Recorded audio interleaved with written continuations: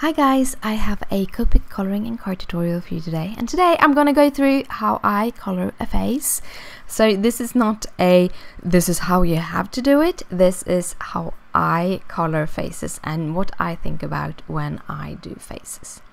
So when I start with a face, I start by kind of figuring out where I want the light to come from, and in this case the light will come from the upper right corner, and then I add, like, with my lightest colored pen, I add shadows coming from the hair, from her hat, and then I'm going in and trying to figure out how to make her face round, and that is kind of doing the rounded shadows on her cheek and on her throat.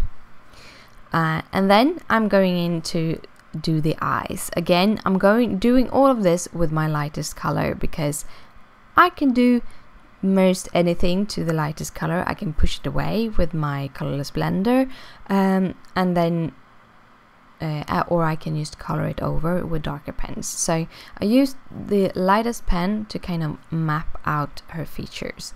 And one of the reasons why I don't use like an ordinary lead pen is that if you don't erase it and then you color over it with Copics, then it's locked into the paper, so you can no longer erase it at all. So I just use my pen to kind of figure out. I try to figure out how big I want her eyes to be, how much color I want around those black dots, also how much white I want with the eyes, and then I add a little bit of a nose and a little bit of a mouth. For a nose, with the darkest pen, I then go in and just underneath her nose tip, I add the darkest color because that's where the nose will be in shadow. And then I add her little mouth there, which got a little bit crooked because I accidentally colored too much. But that happens, and you shouldn't give up just because one line goes wrong. Just try to correct it with other colors. That is how I work. And then I'm adding some of that darker color around her eyes, but just in the outer edges, because if you look at yourself and look at your shadows, you will see that the outer edges of your eyes will be a little bit darker than the inner edges of your eyes. So I'm adding it a little bit darker on the edges, and then I'm adding all of my rounded shadows and my cast shadows. So in this state they basically are the same. All you do is kind of add a line wherever there is a shadow, because that is going to be the darkest shadow. So the hair will throw a little bit of shadow.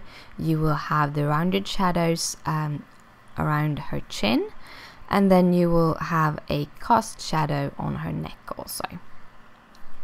So that is what I'm going in with my darkest. And then I'm going to do my next to dark, which is E11, and I'm going over all of my shadows with that. And now I actually start separating what is a cast shadow and what is a rounded shadow.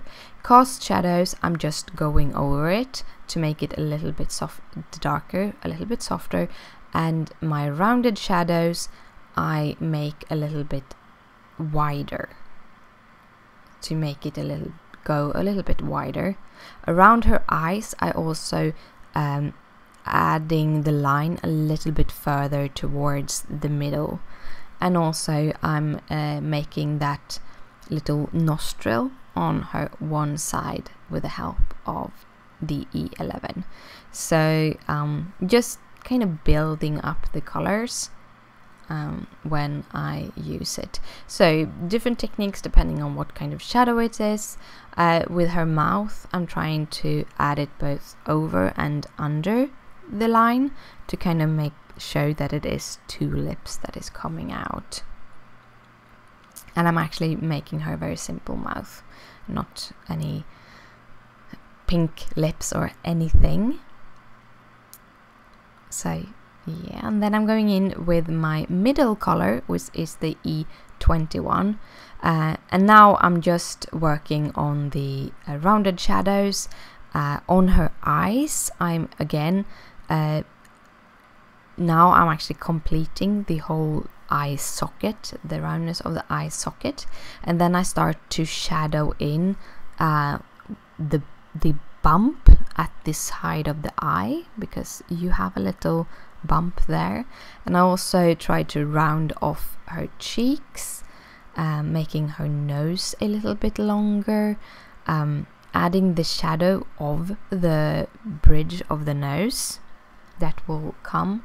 So those are the kind of things I think about with the third color, to kind of make the eyes go a little bit inwards, and now nose and the bridge of the nose standing out a little bit. Now most of her bridge of the nose is actually hidden by the hair, but it's the same idea. And like I said, rounded cheeks, and I'm just going in a little bit everywhere, one color at a time. And then it's the next to lightest, which is my E00, and again just enlarging those rounded shadows, giving her those rounded cheeks, just leaving the absolute highlights, which is going to be the cheeks, a little bit on her lips, her chin, just those. And it depends on which character I work with. And then I went in with the E50 to just fill in those last pieces on her face. And then I'm using the R30 for her cheeks. I'm going to use the R32 too, because the R30 is a little bit too weak for this skin color combination. And then I just go in with the R32, not kind of trying to get a specific shape, but just kind of, because I'm going over with the R30 to kind of soften the R32 a lot. Then I'm going in with her eyes, and for her eyes it's quite simple. I'm taking my darkest colors and just drawing out the upper half of her eye, and just the kind of upper half circle, the outer part of her eye. And I'm taking my next to darkest color, both coloring the top of that half circle and pulling down the sides a little bit. This is a way to make your eye a little bit more realistic. And then taking my next color, the E57, and now I actually complete the whole circle, but I leave a little bit of color between the bottom and the black of the eye to kind of fill in with the E55, and that is the eye. For the eye, the whites of the eye, I'm using the B63 to make a little bit of a shadow, to make it look a little bit more rounded, a little bit more real. Going in with my multiliner, I'm going in with a very, very thin multiliner, the 0.05. This is a Copic multiliner, so if I wanted to add more color to her face later on, I wouldn't have to worry about bleeding or picking up the black. So I'm using the Copic multiliner to add the top of her eye, a little bit thicker on the top of her eye, to give her a little bit like she almost like she has eyelashes, and then a little bit edging on the bottom of her eyelid. And to finish her eyes off, I'm going in with a white Jelly Roll pen and adding 2 extra dots, so it's 3 dots that goes in a little bit of an angle, making the eyes look like it's shining. And now for the rest of the character, I'm actually gonna do it in much faster mode, because otherwise this video would be hours long. But I'm using my N grays, and you will see that I'm going in and making small pieces at a time. So I'm going from N4 to N2 to N0 and then to this colorless blender. And the reason for me doing it in small steps is because I want this to be very, very good blended, and then I need to keep the areas that I'm coloring wet. if it dries, it will be much harder to blend. So I'm just using small portions at a time. For the other color that I'm using, because I'm only actually using 2 colors for her clothes today, it's the B30, the B34, 37 and 39. I'm doing a little bit of striping. I'm using the darkest blue to kind of give her crosshatch a little bit, or her pattern, give her the pattern for her clothing a little bit. Just very simple, very careful, just doing thin lines. And her buttons, and for her hair, I'm actually giving her my favorite platinum blonde color. So it's B43, 42, 41 and 40, and I'm actually adding a lot of B43 this time, so it's a little less platinum and a little bit more blonde towards a lighter brown, because I wanted her to have a little, that the hair would stand out a little bit against the grey. And then I'm just gonna cut her out. This is sped up by 5 times, so I cut very slowly when I cut, and then I get a much better cut. If I start trying to cut fast, then my lines won't be as equal and it will not look as good. So I do it very slowly and taking my time. Now for the card part, I am going to do a little snowy hill with this Simon Says Stamp stitched border of some sort. I don't remember, but I have all the details of the card in the description down below. I'm using some Nina Solar White cardstock for that. I'm using one piece of pattern paper. This had this hills and trees in the background, and I thought it was so cool.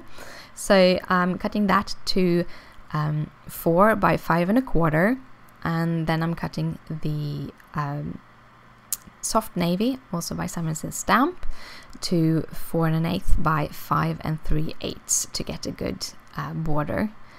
And I am going to do some stamping. I'm using this My Favorite Things stamp, and it's called Be Merry. I'm using some Deep Sea ink by Lawn Fawn. I really like these inks. They work great on Nina. So I'm thoroughly inking it up, and then I am stamping it. It won't stamp completely, but that is how the stamp is done.